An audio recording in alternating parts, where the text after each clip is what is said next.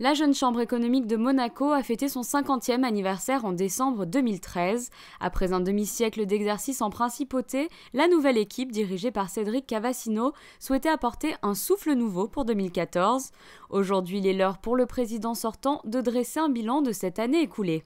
C'est une année qui est passée extrêmement vite et extrêmement rapidement pour moi. Une année pleine d'action, pleine d'innovation, vraiment avec des événements forts qu'on a voulu pour symboliser un élan nouveau de la Jeune Chambre économique de Monaco. C'était vraiment mon objectif en début de mandat. C'était passer après 50 ans d'une riche histoire de la Jeune Chambre, puisqu'en 2013 nous avions fêté nos 50 ans, et d'écrire maintenant les bases des 50 prochaines années. Donc ça passait par un programme qui était fort autour de l'économie, avec un recentrage vraiment sur cet aspect économique des relations et des échanges à Monaco, et avec 3 axes majeurs qui étaient l'entrepreneuriat, la formation et le networking. En 2014, la JCE a donc accueilli 2 nouveaux événements novateurs. Le Startup Weekend en avril, l'opération consistait à créer une entreprise en 54 heures, puis Get in the Ring en décembre dernier. Il s'agit d'une compétition entre 8 startups positionnées symboliquement sur un ring face à des investisseurs pour les convaincre d'investir dans leurs projets. Des événements qui ont déjà connu un grand succès au niveau international.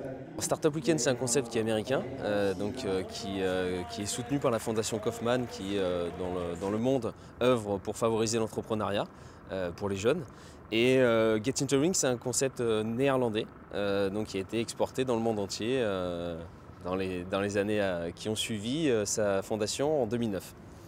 Et donc tous ces événements, c'est vrai, nous ont permis d'avoir un impact fort et d'arriver à recruter encore plus de membres, des jeunes leaders, des actifs de la principauté qui nous apportent encore plus d'expertise dans des domaines particuliers. C'est donc le 15 janvier qu'aura lieu la passation de pouvoir officielle. C'est une année qui a été très chargée pour moi, mais extrêmement enrichissante sur un plan personnel et professionnel. Et donc, pour le 15 janvier, c'est une cérémonie qui permettra de faire une passation effective entre mon successeur David Sirour, qui sera le président 2015, et moi-même. Et ça sera aussi l'occasion de mettre à jour le projet et le programme de l'année 2015, qui sera dans une continuité de l'année 2014, puisqu'on a vraiment souhaité continuer sur les mêmes actions pour avoir encore plus d'impact et donc pouvoir permettre de consolider ces événements qui ont été novateurs cette année. Prochain rendez-vous pour la Jeune Chambre économique de Monaco, le mercredi 21 janvier, pour un business happy hour spécialement consacré à la remise des prix du trophée Inter-entreprise et administration monégasque.